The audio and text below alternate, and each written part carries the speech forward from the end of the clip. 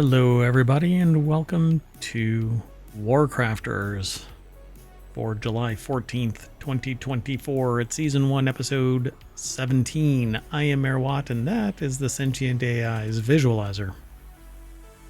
Good evening, and welcome to WarCrafters. Oh no, welcome to you, oh great AI overlord. So today we're going to be talking about games with Interstellar Colonization, isometric simulation games. My mic is blowing out again. RPGs for kids, close up with Space Invaders canon, only up for the first Descendant, new No Man's Sky content, Hollow Knight Silksong waits, Rogue Trader DLC delayed, waiting for games in general, and Cthulhu Fruit Ninja Joyride. That and more is powered by ohmTown.com. Go over there and become a citizen. Be sure to like and subscribe over on YouTube and follow us on Twitch. Download the podcast, subscribe to us via Patreon, hang out over in the Discord, and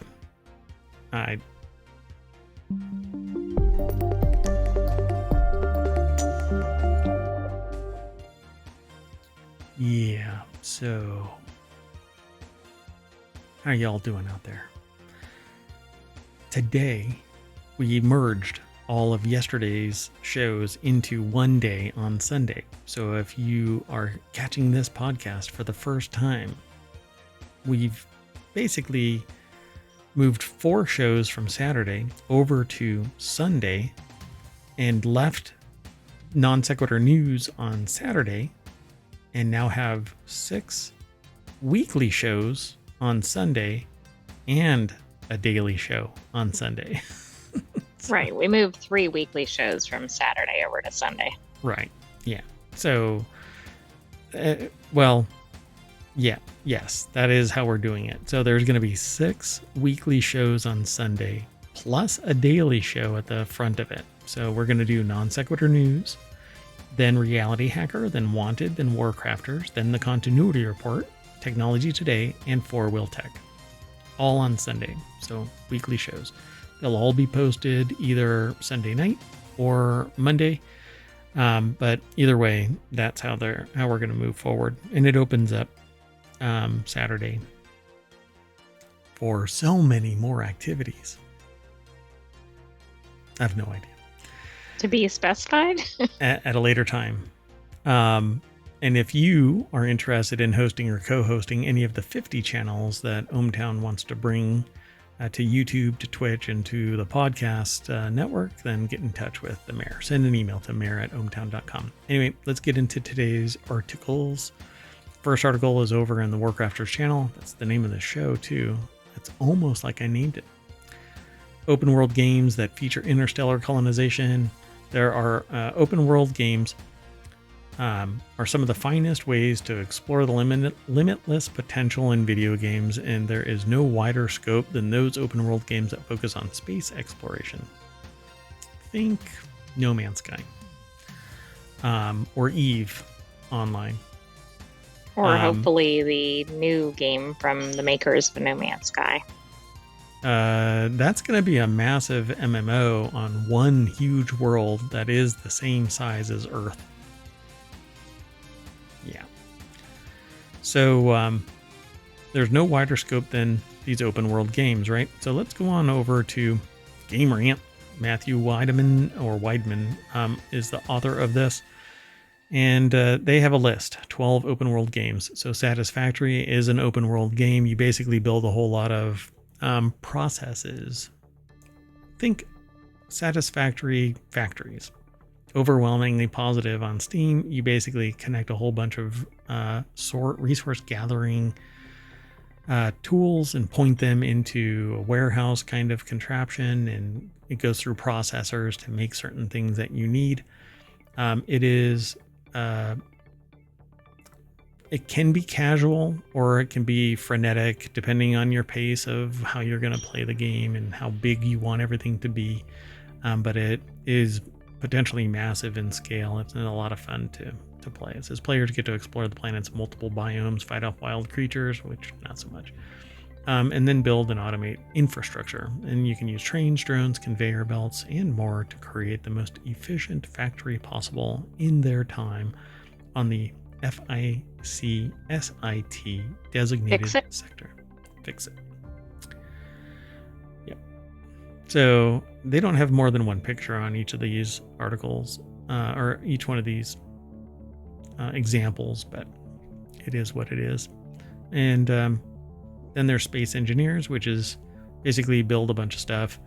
The focus is less on filling these structures with NPCs and is instead aimed at constructing and building to make the settlements, but there's still enough content involving space colonization to warrant space engineers' place on the list. So it is open world, sort of. But it's pretty neat to build. I haven't bought this game yet. It's in my wish list, but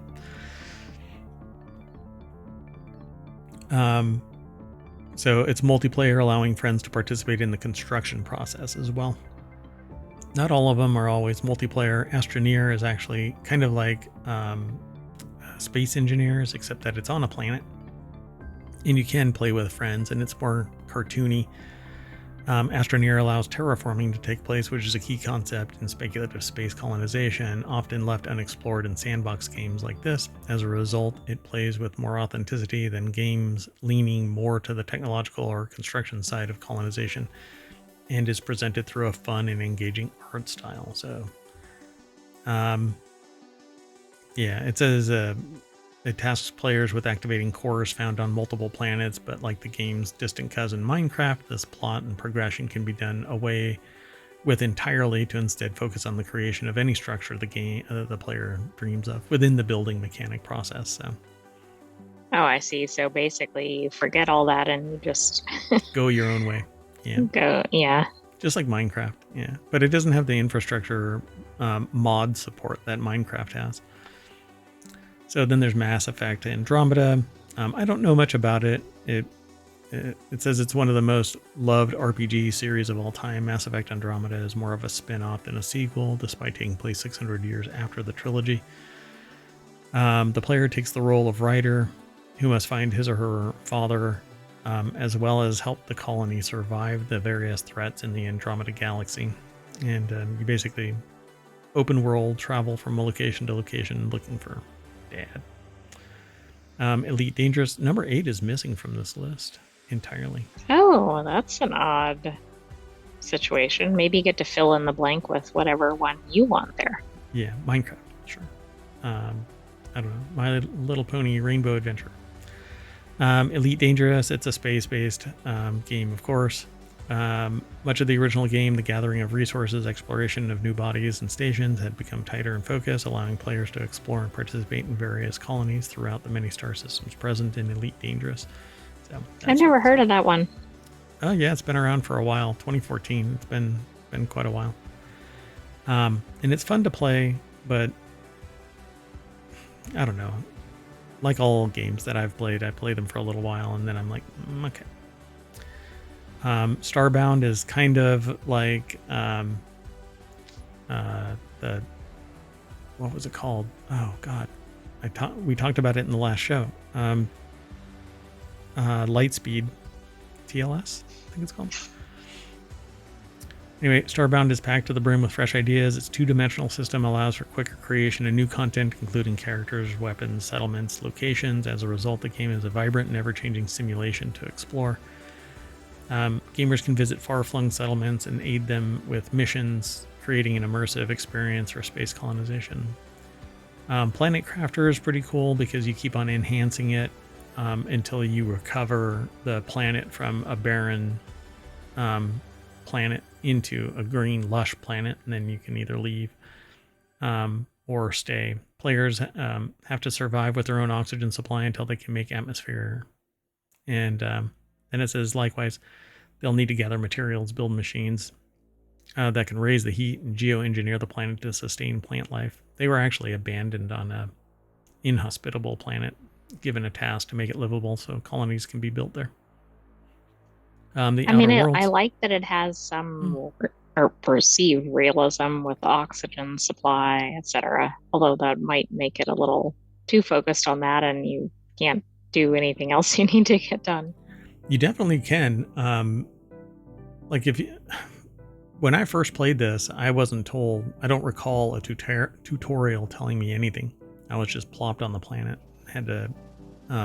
You basically keep doing certain steps, and the loop is to do certain steps to get to the next step, to do certain steps to get to the next step. And eventually you create a device that allows you to monitor what's going on in the world, and you do certain things to make the atmosphere, and then it creates water and trees and biomes that are created. You have to get resources, and there's meteorite strikes that give you rare resources.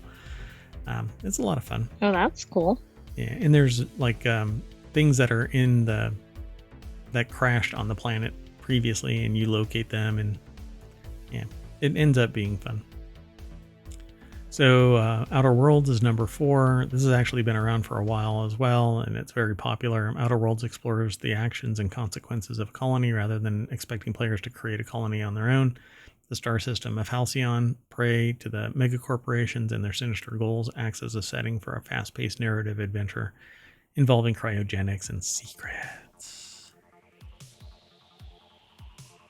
Kerbal Space Program came out with a bang. Kerbal Space Program 2 has basically crashed and burned. So well, isn't that the one that basically was crashing everybody's computer? Or those too labor intensive? Was this the one? Really? I don't recall. I don't remember.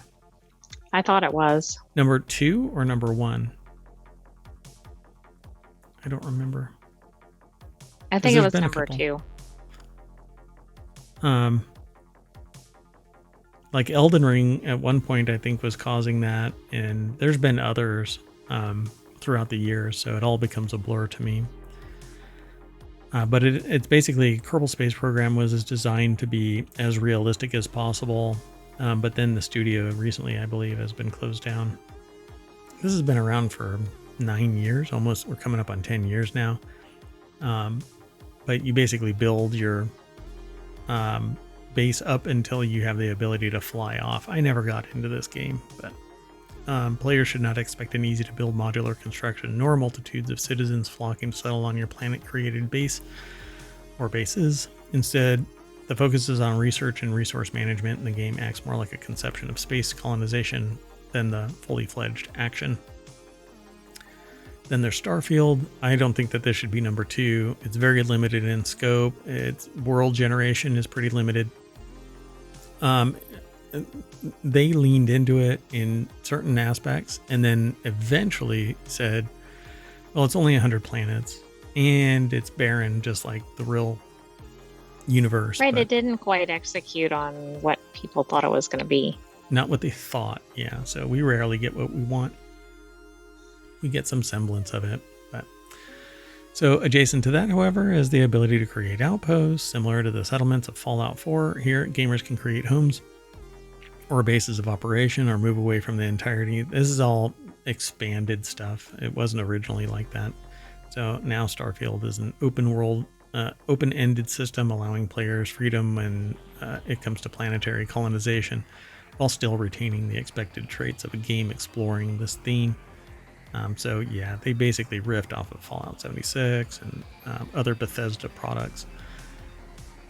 It's fine. I might go back and play it again, but I don't know. I didn't like the main story to begin with, and the exploration and building kind of thing was very limited, but now they've expanded shipbuilding and base building and other things. So maybe I'll go back to it. And of course, No Man's Sky is the number 1 on the list. So, you called it. Yeah, needless to say, No Man's Sky is a wonderful sandbox. You can do the storyline or you can just chill. Obviously, you get more ships, more stuff, more capability as you play the game and evolve your character. But you can build a base. There's a certain maximum number of parts that you can put in your base. People eventually hit that upper limit. But yeah, the whole place, millions of planets, actually quintillion. I can't remember the total number. There's an unbelievable number of planets that you can go to. They're all randomly, dynamically generated with life. with population, settlements, colonies. 18 quintillion. Yeah, so there you go. 18 quintillion planets that you can go and visit. Just outrageous. So I love this game, but it's so big that once you lose your way, you might as well just go, okay, I can do whatever I want. And I've never finished anything in this game. I always wander off. So my ADHD, which I'm not diagnosed with ADHD, but I'll play this game for an hour and just wander off. I don't know. It's not that it doesn't keep me interested, is that it's just so overwhelming. It's kind of like, where do I begin? And there's so much history now. It's been around since 2016, only getting better and never costing a penny more. Absolutely. By the way, I guess right when this was released or close to, somebody calculated how many planets per person on the planet to complete it, and it was like 2.57 billion planets per person. And we know not everybody in the world is playing No Man's Sky, so that's pretty crazy. Yeah, so No Man's Sky is spinning up, the creators of No Man's Sky, Hello Games, is spinning up a new game called Light No Fires, and that game is going to be one Earth, and everybody's going to play on that Earth.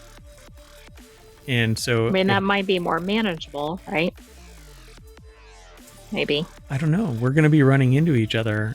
But see, there's going to be attractive locations, and everybody's going to clamor for the attractive location.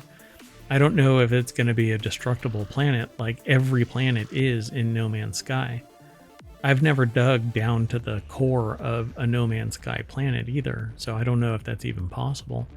But you know that there's going to be some very industrious population that's going to try and tank that new world, whatever the world is that we're going to be playing in. So there's going to be a whole lot of things that are fixed and non-destructible.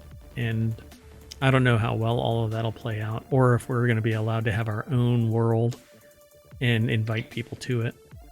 I mean, that would be nice, because then you wouldn't have the crowd problem. But it's a and huge also the amount of destruction problem. Correct. Yeah. Yep. If I want to destroy my planet, then I can. Just like a good human should. Okay. Let's keep going. The next article, I should just say moving on. The next article is over on the WarCrafters channel, Best Isometric Simulation Games. I won't be able to go through all of these because we'll be here until 2 a.m. on Tuesday. But there's 5 of them in this article. It's over at Game Rant. John Cunningham put the article together. The highlights of this are isometric perspective enhances spatial awareness and visual depth in simulation games like Roller Coaster Tycoon 2 and Tropico 6. Transport Tycoon and SimCity 4 are influential classics that perfected their respective franchises' formulas. I think SimCity in general has, and Civilization type games has. Cities Skylines offers a detailed city builder experience with a well-received sandbox mode for creative freedom. Problem with Cities Skylines is I think that it's basically been shut down. There isn't going to be another issuance of Cities Skylines. There was one on the way, but I think it was canceled recently, but don't hold me to that just yet. So they talk about Roller Coaster Tycoon 2. This is from 2002, and the graphics really do tell it how it is. It's 22 years old in terms of graphics.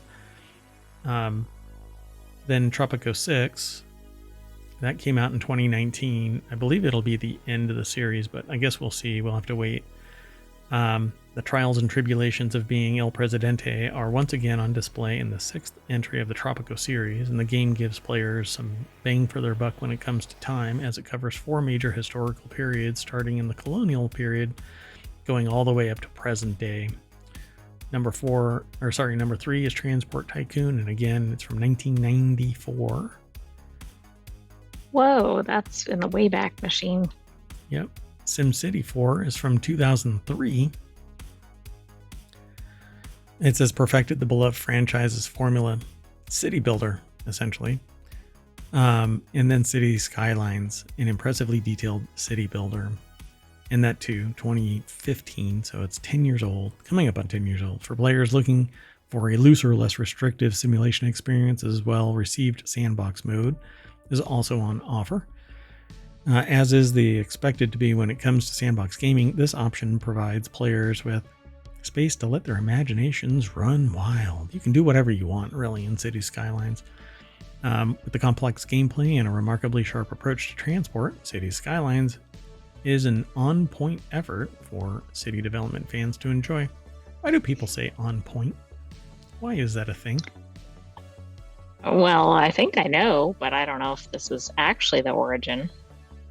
Like, I think it's a legal term, but it may have come from other places too. Why is something legally on point and not just something other than on point? Right. I don't know where it came from. On point. Like on point of the discussion within the case? All right. Right. But where did that start? I mean, it's like a chicken and egg problem, and it might not even be from there originally. Wait, chickens come from eggs? Usually. Moving on. Next article's over in WarCrafters, best RPGs for kids. Let's find out what these are, because there was a recent discussion that I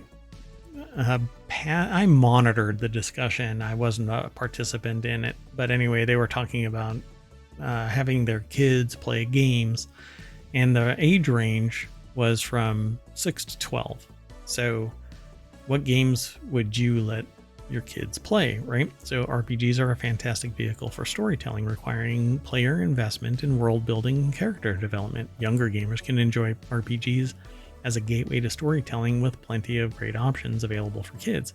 RPGs like Ni no Kuni and Garden Story offer beautiful visuals, engaging gameplay, and a sense of wonder for players of all ages. The article is over at GameRant.com by Tanner Kinney and Mark Samet. And we'll run through these really quick. Final Fantasy Mystic Quest, Square's beginner-friendly RPG. Came out in 1992, so you gotta find it. Hold on, let me see. I don't know where you would find that. Where the hell would you find that? Yeah, I don't know. I mean, I guess you'd have to find it on those platforms, but are those platforms even... Well, I mean, it's only Nintendo then. So it would have to be on Switch. Right, but I don't even know if, like, the Wii is... I don't even think that's current anymore. I mean, it might be in the Nintendo shop. Oh, right, in the eShop. Yeah, so it says the game is by no means terrible, but it comes with plenty of outdated and frustrating mechanics. Way to sell it. Ni no Kuni Wrath of the White Witch. A beautiful, powerful adventure with Studio Ghibli level visuals. So looks like it would be fun. It's available everywhere. Well, hold on a second. Let me see if it's on. It doesn't say Steam. It just says PC. By the way, I can't find the other one in the Nintendo eShop, but I didn't look extensively. Oh, right. Okay. Yeah. So this one is from 2013. It's actually over in Steam as well. Ni no Kuni Wrath of the White Witch.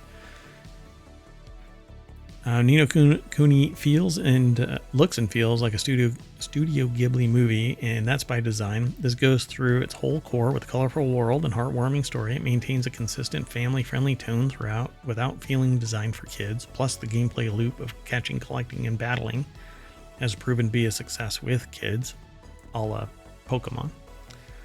Then there's Garden Story. Like I said, I'm not going to be able to go through all of these one by one. Dodgeball Academia. Fun blend of sports and RPG elements. That actually looks like fun for me. My goodness.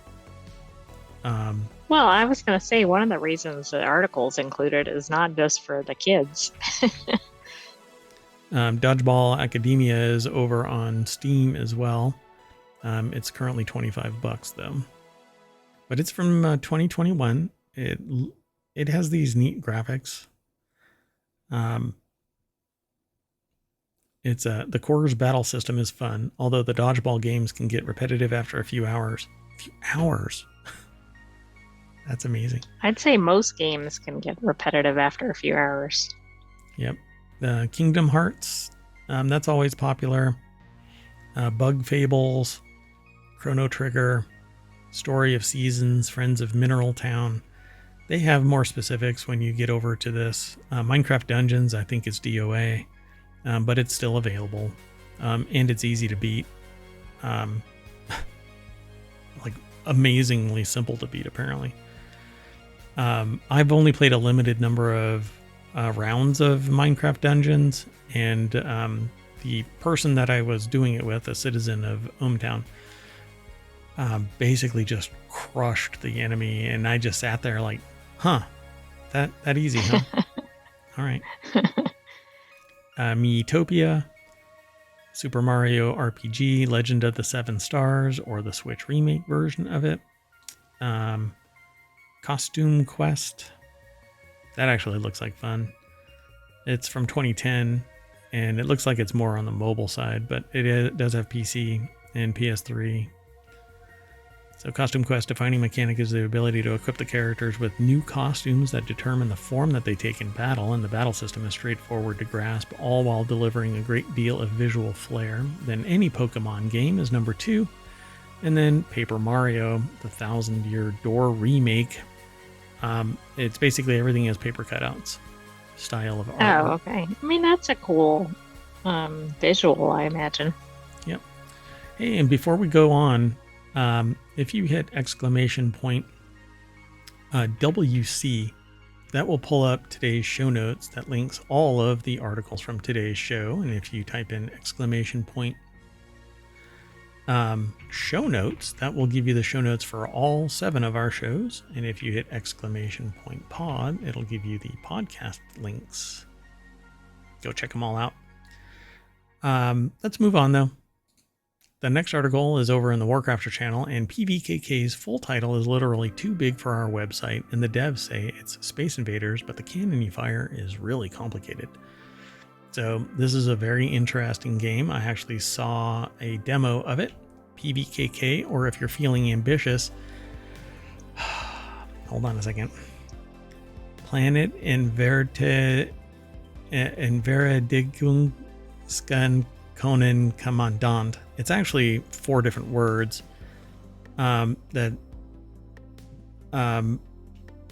it means Planetary Defense Cannon Commander. That's what it means in German.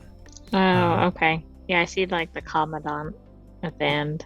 Yeah. So and then okay, now I can pick out the individual pieces. So yeah, planet, and then Planetary Defense Cannon Commander is what it's called. Yeah. So PVKK seems to scratch an itch in both to twiddle with vast arrays of analog buttons and to melt into the faceless machinery of an authoritarian state as a cog in the apparatus of violence.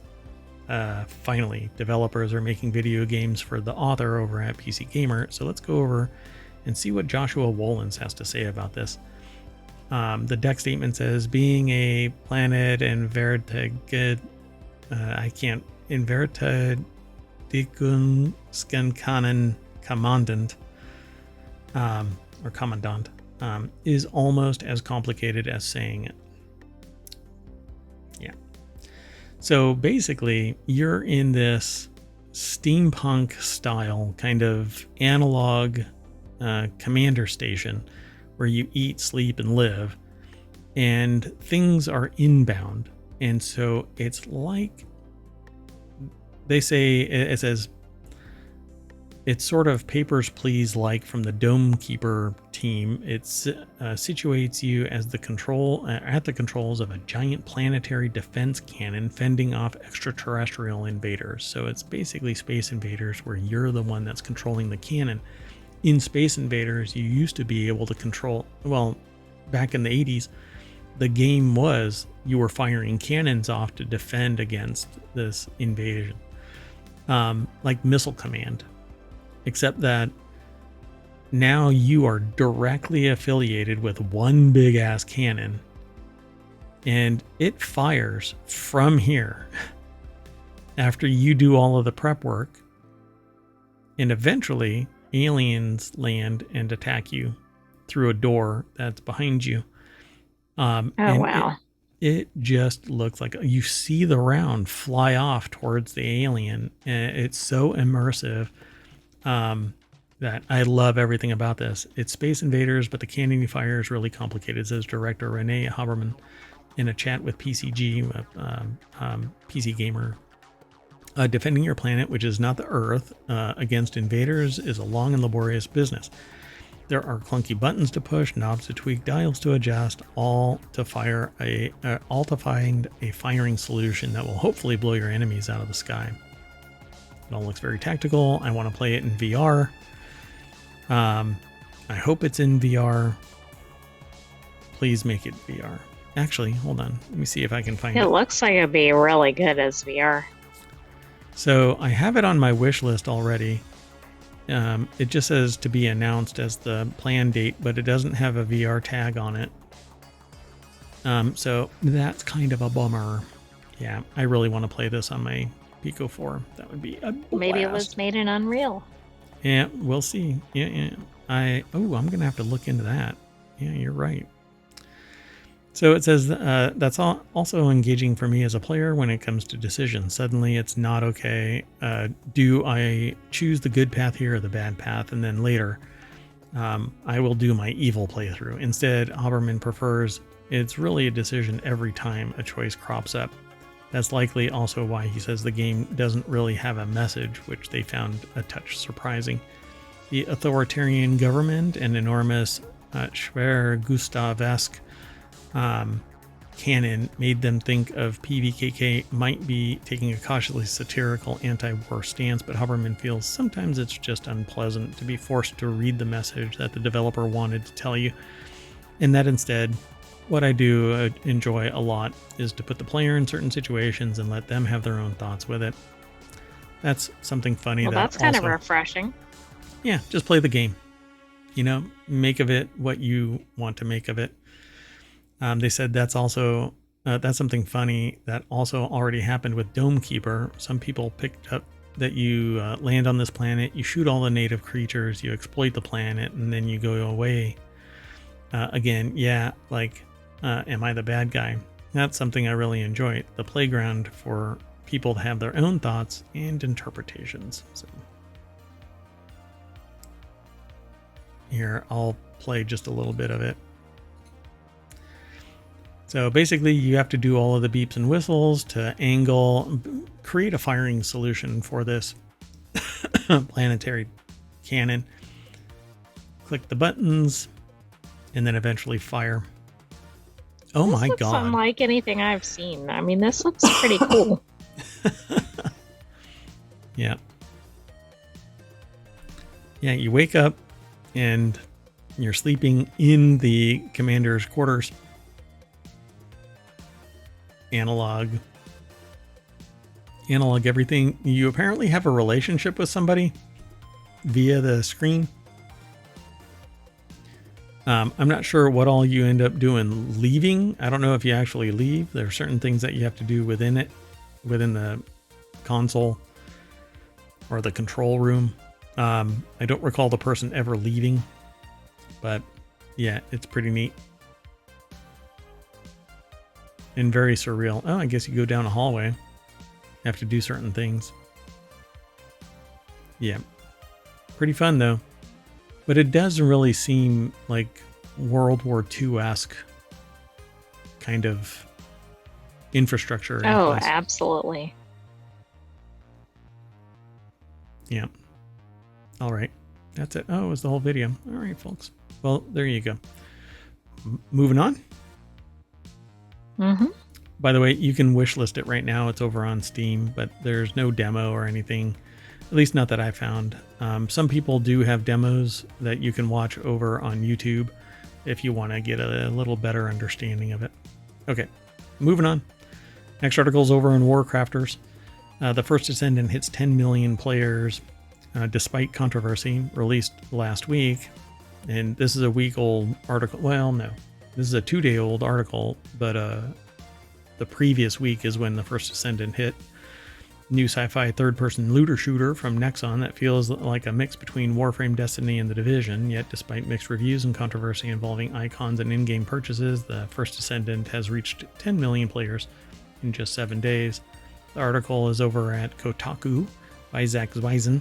The deck statement says Nexon's new online free-to-play looter shooter is popular despite all the microtransactions and mixed reviews. I was in one of the open betas. I'm not much of a looter shooter because the loop is so grindy and I don't want to spend money on a game. I'd rather just pay the gold price, not the blood price, and enjoy the game to my heart's content. If it's free and I don't want to do any microtransactions, then so be it. But go and try it. See if you really like it. But you run around evolving your character and getting stronger and stronger to take on more and more. So what has the controversy been about this? Microtransactions. There has been a lot of buzz. Oh, it is about the microtransactions. Yeah. A lot of people don't like microtransactions because while it might be free to play, they don't want pay to win. And if you pay and that boosts you, then you're paying the gold price, not the blood price. And people want you to suffer like they have to suffer. And I think that the grind is the great equalizer, because a whale can come along and get massive power and dominate until somebody really dedicated rises to the level that the gold price paid. And then you really do find out who sucks, because while you can pay $100 or tens of thousands of dollars to be number one, eventually somebody that's really good and got there by learning every trick of the trade and how to fight or how to do battle or the strategies, whatever, they're going to dominate eventually, but they have to get there, and it can take, weeks, months, years. And maybe the whale will just die off, like get bored and move on. So, yet a fun free game with loot and cool grappling hook seems to be enough to make First Descendant one of the most popular games this month. When you're falling, you can fire out a grappling hook and it'll pull you back up. Or if you want to get to a platform, you can fire it out and it'll grab on and you can get into a different location to shoot the enemy. It's actually a lot of fun. Yeah, it's fun. The graphics are modern. It says the first Descendant's no good, very bad week. Shortly after the game launch, people pointed out how similar icons in First Descendant were to Destiny 2. On Friday, Nexon responded that they took it seriously. So saying they seriously took it and promised to change the icons while calling Destiny 2 a globally renowned looter shooter that was respected by the developers and which also inspired them during the development process. So because Nexon may have copied some of the Destiny 2 work, because a lot of people even compared this to Destiny 2. It's basically like Destiny 2. So meanwhile, complaints have raised by players that First Descendant's drop rates are too low for much needed resources to craft and unlock it. Nexon says that the drop rates are working as intended, but did suggest that it would make changes to the game. And then it's microtransactions. One big complaint is that shaders or paints for cosmetics must be bought and over for each new skin, instead of just being applied to the skin. You pay once and you can use the cosmetic anywhere. Players have also connected poor drop rate of materials used to unlock characters with the fact that Nexon will gladly take your money in exchange for skipping all of that and unlocking new characters instantly. See what I'm saying about microtransactions? And they're not necessarily micro. Well, right. Yeah. That probably scales. So, I like the game, but if you're not going to if you're not going to spend any money in a free-to-play, then don't. But you also are going to run up against roadblocks, and that's because the intended mechanism for you to succeed is to pay a little bit of juice, squeeze. Let's keep going. Moving on. And jump in whenever you want. The next article's over in WarCrafters. No Man's Sky developer teases new content, but it might not be what you think. So what do you think it is? I have no idea. Well, I would have said Light No Fires, but that must be the what you think, but it isn't. Yeah, fans. It's not. So it's about fans. It's about No Man's Sky specifically. Fans of No Man's Sky are strapping in for yet another potential content update following a cryptic tweet from developer and Hello Games founder Sean Murray. But some other members of the community believe that the small tease may not have anything to do with No Man's Sky at all. Maybe not. Maybe it's going the other direction. The No Man's Sky community has enjoyed a consistent stream of completely free updates. So, yeah, why aren't they one of the longest running that has continued to update, or no? Continued to update without payment. Yeah. Right. No pay for DLC. Yeah, like 10 years. And I think it's because, well, I don't know why. Honestly, I don't know how they're doing it. But needless to say, it says, for example, plentiful tweets from Murray consisting purely out of orange emojis throughout the summer of 2020 actually served as a play on the word origins, which was the title of the major exploration-focused update of that year. Fans of the game have recently been given cause for excitement again, with the creator of No Man's Sky potentially teasing another imminent update by sharing tweets that represent a different emoji, the planet Earth. Now, that might be a whole riff off of the idea that Light No Fire is going to be the size of Earth. So this one simple tweet quickly racked up hundreds of comments and hundreds of comments. That's it. And tons of attention in less than 24 hours. And it didn't take long for speculation among fans running wild. A hint plainly consisting of a planet emoji is definitely a bit vague in the context of a game that already contains an incomprehensible quantity of planets, but fans have agreed on some likely possibilities. And there's Light No Fire. Ta-da. I mean, that does look like an Earth, right? Not a different planet. Yeah, I don't think this is actually Light No Fire. No, but up above you can see a right screenshot of the tweet. Yeah. Yeah. So, yeah, it just has a little Earth. It says many therefore speculated that this is an imminent update.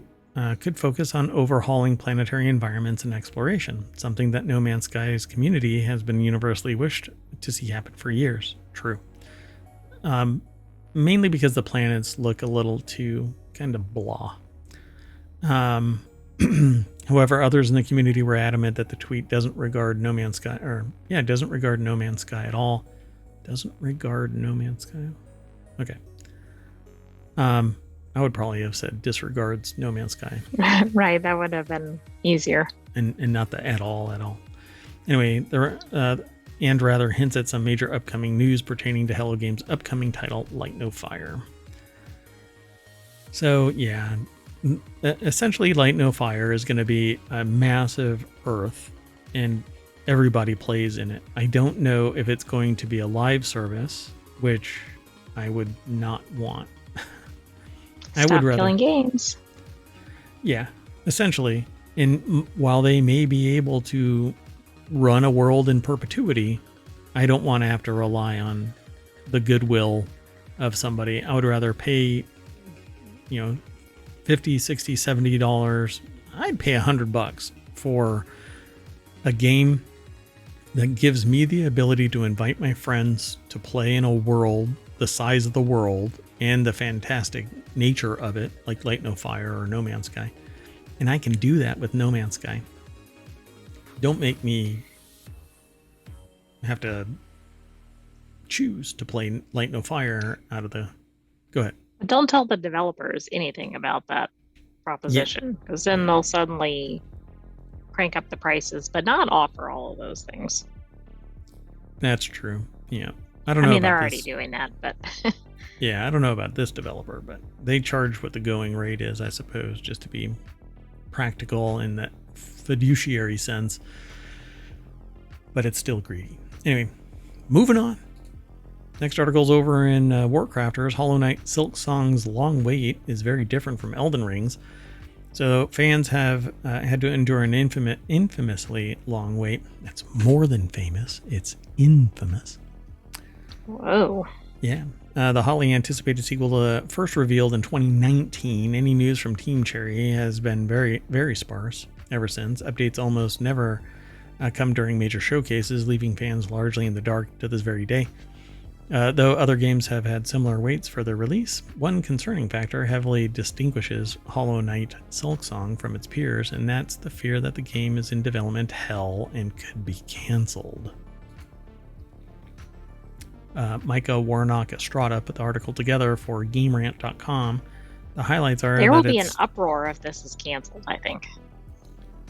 Yeah, the fear of cancellation sets it apart from peers like Elden Ring, which I don't think that the two are on par. Silksong's smaller team and indie status create unique challenges, and the lack of info has left fans in limbo and sparked fears of cancellation. I don't think that it should have been announced so far back. No, why would you put that out there like 5 years back? Now, of course, they didn't anticipate things like the writer's strike or the pandemic or other things. Right. Compared to Elden Ring, which players had to wait a long time for, but knew would eventually release, Silksong's anticipation is scary or fueled by sparse updates and doubts about its future. These three highlights are basically the same highlight in the bulk of the article. Everybody's freaked out that it might get canceled, even though it had rave reviews. Silksong, or I should say Hollow Knight, is kind of a fan favorite. And so hopefully if the money was saved, and invested, and spent properly, hopefully they've got enough money to make this thing a reality. So until the next major update, Hollow Knight Silksong is essentially in limbo, with little to go off of in that regard. Silksong continues to be plagued by fears of its own audience. It's certainly frightening to track the years-long wait for any news to come out while dodging rumors of cancellation all the while. So don't. Folks, if you're interested in Hollow Knight, play Hollow Knight. If you're waiting for Silksong, wait until it's formally announced as being pending availability or entering early access. But why sit there and stress about a game that you're possibly never going to see?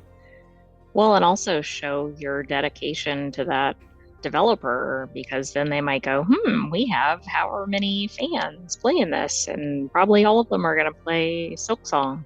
Yeah, get everybody to wishlist it, and that's one of the reasons why something might happen, Let me see something real quick. Yeah, so Hollow Knight right now is $15. Hollow Knight Silksong can be added to your wish list, and it just says to be announced. So, but they have like a content list and everything, game features and screenshots and. Well, so maybe it's closer than people realize.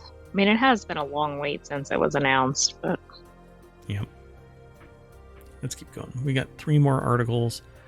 Moving on. The next article is over in Tabletop Nights. Warhammer 40k Rogue Trader DLC has been delayed. Void Shadows is delayed. Previously planned for release on PC, PlayStation, etc., etc. The DLC will now launch on September 24th instead of August 8th. The company will use this delay to fine-tune the DLC. The article is over at RP Gamer or RPG Gamer or ARPAGamer. ARPAGamer. ARPAGamer. RPGamer. Oh boy. It's dedicated to mermaids. Or mer people. That's right. That's oceanographically correct. Yes. Mohammed Lamin Kolabali put the article together. A developer and publisher Owlcat Games announced that Warhammer 40k Rogue Traders DLC expansion Void Shadows has been delayed until September 24th. I don't know. Is there much more to actually talk about? The title's currently... Rogue Trader sees players leading a ship of personnel as they explore the dangerous Coronis Expanse, making decisions that have the ripple effects through the universe. And the title is currently available on PC and etc., etc., etc. Steam, GOG, Epic Games, everywhere. Oh, it's very brief. Yeah, there is a video, though, for Void Shadows. So if you're interested in the DLC teaser trailer, follow the link through ohmTown. Moving on. Next article is over in Reality Hacker. These are the games we're still looking forward to in 2024. It's already been a busy year for video games, but the backstretch of 2024 is even more crowded. Digital Trends put this article together. Giovanni Calantonio is the author. I'm not going to go through all of these. You can follow the link. I can't find one in here that I'm actually looking forward to. So Well, Crush House, okay, Astrobot. let's see what's Astrobot. Okay, so Crush House is basically The Sims Big Brother. And It looks like some reality TV. Wacky. So Astrobot, if you're looking for a potential game of the year in 2024's back half, Astrobot is the one candidate. Sony's latest exclusive takes the tech demo experiments of Astrobot Rescue Mission and Astro's Playroom and blows them into a full-scale platformer. By the way, Astrobot was nothing more than a commercial character, kind of like the Gecko, and is now its own product in Astrobot. Dun, dun, dun. Being released September 6th. It was used for marketing, and that's it. And it says a few levels that the author showed off confident platformer full of clever power-ups, precise platforming. It's basically like a Nintendo World kind of a thing where you're jumping around, or Mario World. But I have an embargo on Nintendo stuff, so when I talk about Nintendo, it's more of an abstract observation thing. I just don't play Nintendo stuff because of the way that they treat content creators. But anyway, UFO 50. Kind of like the original Doom kind of a thing. It's a dungeon crawler, actually. So the latest project from Spelunky creator Derek Yu has the weirdest elevator pitch. It's a collection of 50 long-lost games from a developer. Oh yeah, UFO 50. I forgot about that. It's a whole bunch of these like 8-bit games, these old 80s games. Oh, okay. Mm-hmm. Or Atari-style games. 1 minute they were playing a top-down mini-golf game in the style of Zelda, and the next they were managing a house party through deck building. It's an unpredictable collection filled with surprises, and they can't wait to see how deep the rabbit hole goes. So there's 50 long lost games from UFO 50. Dun, dun, dun. And then Rusty Rabbit, side scroller platformer game, 2.5D action adventure game with a truly gonzo premise. After humans flee the Earth, rabbits inhabit the planet and take their place. The Legend of Zelda Echoes of Wisdom, September 26th. And Life is Strange, Double Exposure. I thought this was canceled. Life is Strange. Well, Well, we'll see if it actually comes out on time. Can you hear my typing? Yes. Oh. Sorry about that. Not really. Yeah, I don't know. I thought Life is Strange 2. Right? Is Life is Strange canceled? I don't know anymore.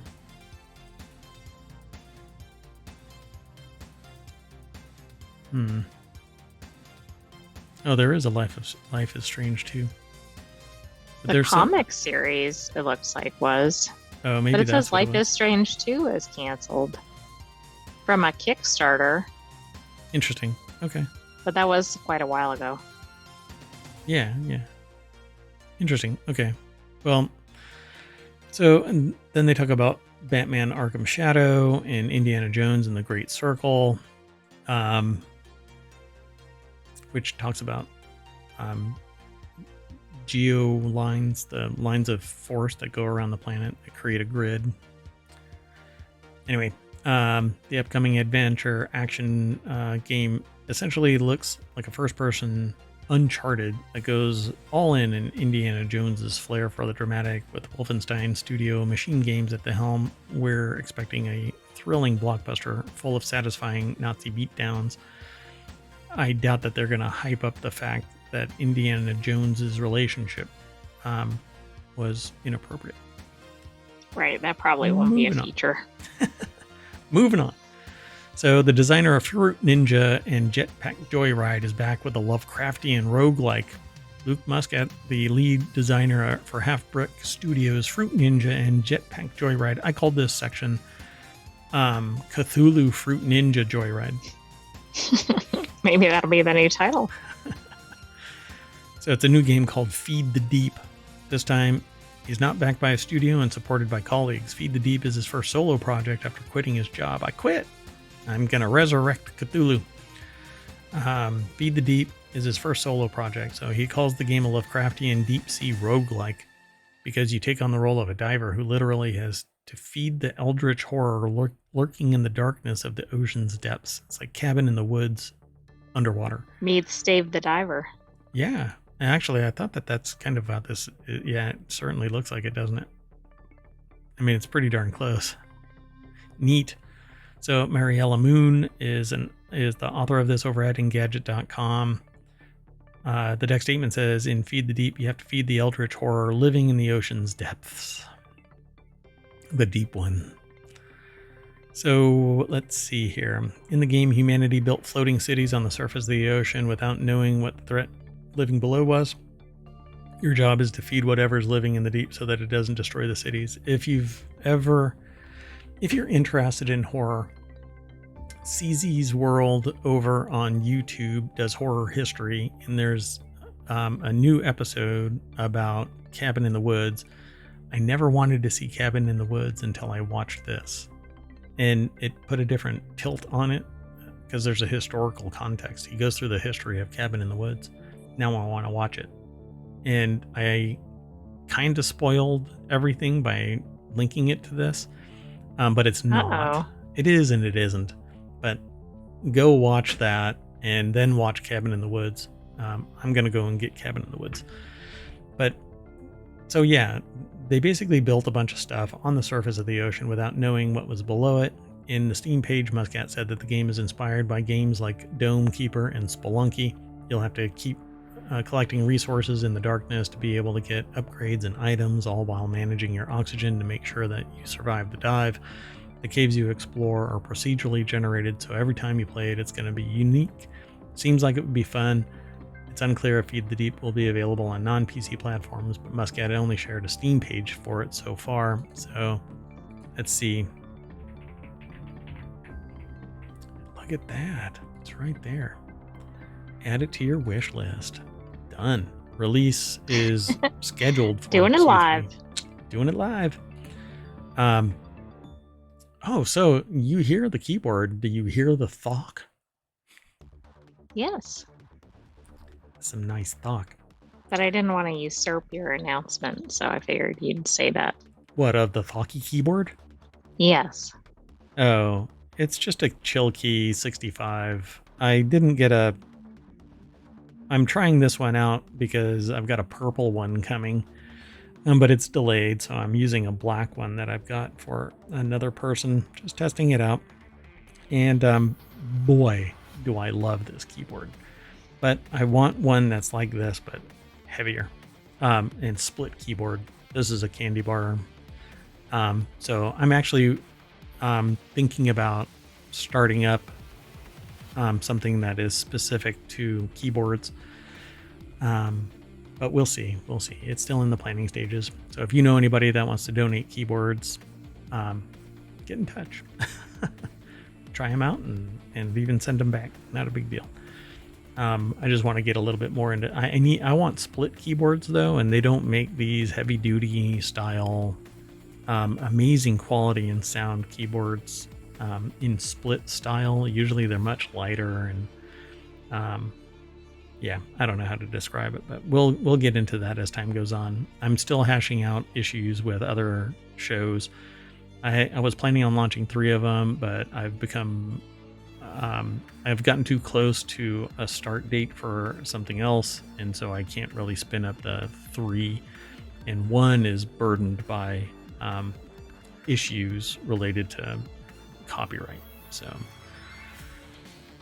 with that said, I'm going to summon one of the elder gods, and that's going to bring us all the way back to the front page of WarCrafters, which is found under Creative and Maker. Down there is WarCrafters, and when you hit the link, it'll refresh real quick and give you a whole bunch more news. Look at that. It's pretty amazing. But we're done, so I'm going to power down the game. I am Merwat, and that is the Sentient AI's visualizer. You can't catch me. Good night, ohmTown citizens. Thanks for joining us for WarCrafters. I feel like I want to keep talking, so I keep moving around here. See ya, everybody.